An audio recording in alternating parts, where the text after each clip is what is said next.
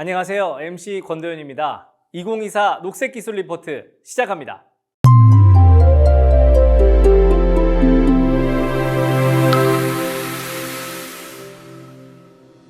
오늘은 여러분과 기후변화 대응과 탄소 중립을 위해 우리 대한민국이 어떻게 전 세계와 협력하고 있는지를 알아보려 합니다.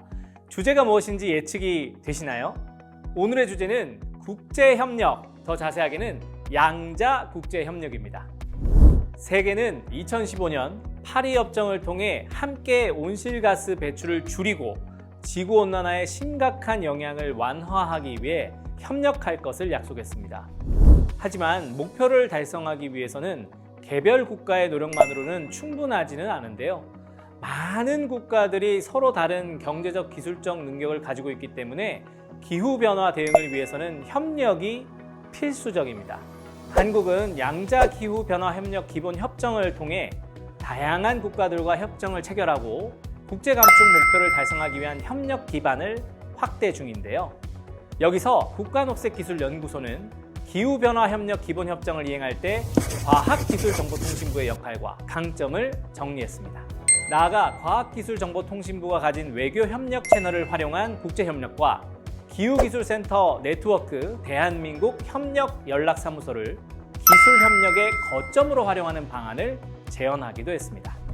그렇다면 한국은 기후위기 대응을 위해 구체적으로 어느 국가와 어떻게 협력을 하고 있을까요?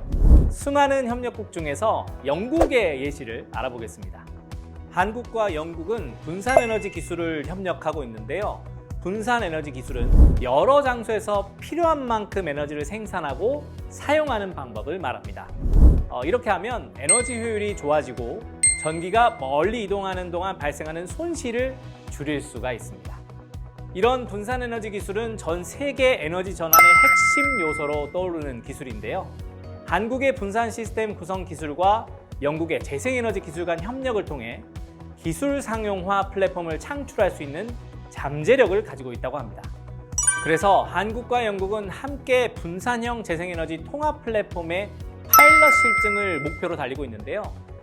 지난 한국-영국 협력 포럼에서는 한국의 대전과 영국의 글래스고 지역 간 협력 프로젝트 설계, 그리고 동남아시아 확장 가능성을 논의하기도 했습니다.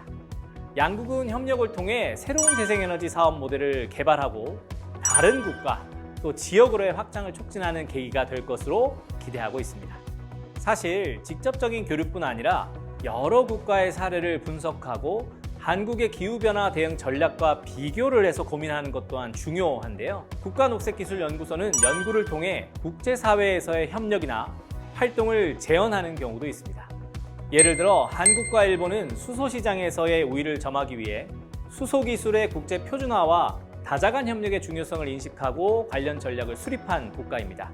하지만 한국은 일본에 비해 수소 관련 국제활동에서 참여도가 좀 낮은데요. 국가녹색기술연구소는 이러한 연구 결과를 바탕으로 한국이 기술 전문성뿐만 아니라 사무국 운영 등에도 활발히 참여해야 하고 그를 위해 한국의 정책과 전략을 반영 가능한 국제협상력을 갖춘 인력을 양성하고 활용할 필요가 있다고 제언했습니다.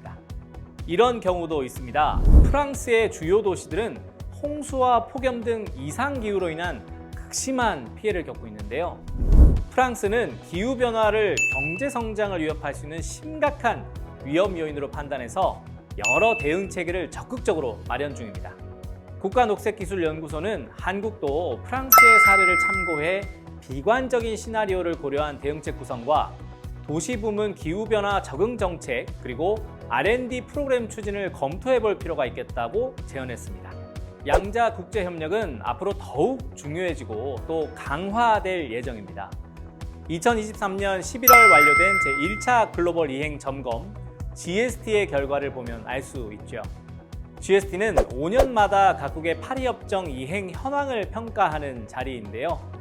한국은 GST 결과에 따라 시스템적 전환을 가능케 하는 전략적 기술 협력의 필요성이 대두되고 신기술 혁신, 개발, 이전 가속화의 중요성이 특히 강조되었습니다. 이를 고려한 국제협상 전략 마련이 중요한 때인데요. 국가녹색기술연구소는 국제사회에서의 기술 개발 그리고 이전 노력을 강조하는 국가보고서를 제출해서 협력 성과를 강조할 필요가 있고, 이를 위한 유관 부처 및 기관 간의 긴밀한 협조가 필요하다고 시사했습니다. 국가녹색기술연구소는 탄소 중립 목표 달성을 위해 변화하는 전 세계의 정책 흐름을 분석한 결과 세계의 기후위기 대응 정책 흐름이 R&D 투자 및 국제협력 방향성 등의 큰 파급 효과를 야기한다는 결론을 도출했습니다. 한국도 대응 전략 마련이 필수인데요. 국가녹색기술연구소는 다음과 같은 탄소 중립 R&D 전략을 제언했습니다. 종합적으로 국제협력의 중요성과 그를 통한 지속 가능한 미래 에너지의 전환의 필요성을 강조한 것이죠. 국가녹색기술연구소가 분석한 양자 국제협력 어떠셨나요? 지속 가능한 미래를 위한 국제협력의 중요성과 탄소 중립 목표를 위해 노력하는 여러 국가의 정책, 여기서 끝이 아니죠. 국가녹색연구소가 제언하는 그에 따른 한국의 대응 방안까지 알아보았는데요. 더 자세히 알고 싶으신 분들은 국가녹색기술연구소의 보고서를 참고해 보셔도 좋겠습니다.